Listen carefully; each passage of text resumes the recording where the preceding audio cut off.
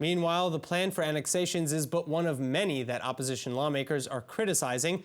Joining us to address them, the president of the Jerusalem-Washington Center, Gideon Israel.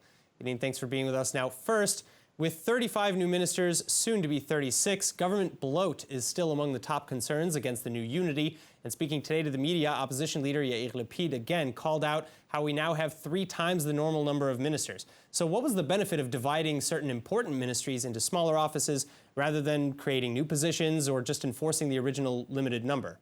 This is not a government that really anyone wanted. So on the one hand, you had to appease the people in blue and white who were making what they saw as a sacrifice in joining the government, and at the same time, Prime Minister Netanyahu had to appease the people in the Likud who had supported him over the past year.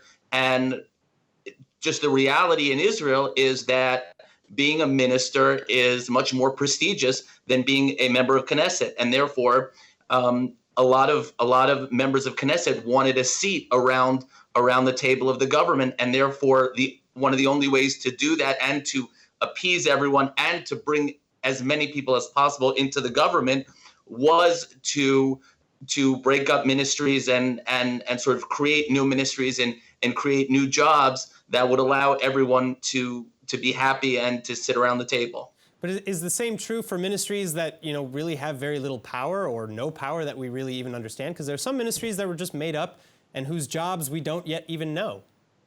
Those are still more prestigious than being a Knesset member?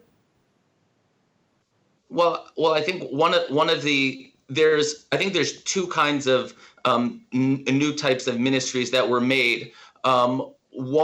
One is sort of breaking off a piece of an existing ministry and giving the authorities to this new minister. And what comes with that is also the budget, meaning this new minister with less authority has control over a certain budget, which gives that person authority.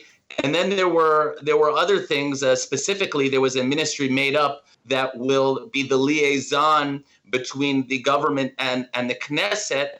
That is unclear what authority there is, and maybe the only prestige is that they are called a minister and they sit around the table for the cabinet meetings. All right, and my final question, really quick: who do you think is going to have final say in some of these vital decisions between Netanyahu and Gantz? Because right now we're hearing some, particularly about annexations, differences between their 2 approaches to that. How do you think that's going to work out with the future government?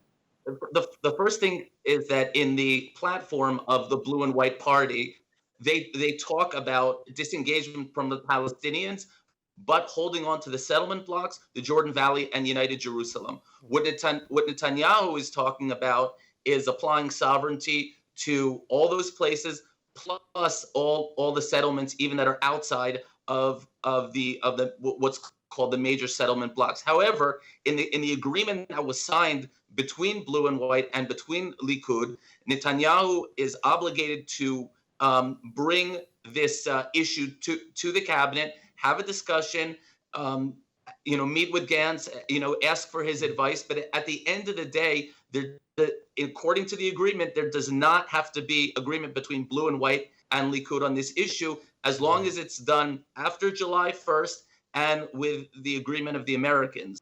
All right. Well, thank you so much for joining us. It'll be interesting to see how that turns out in the actual operations. Thank you, Gideon.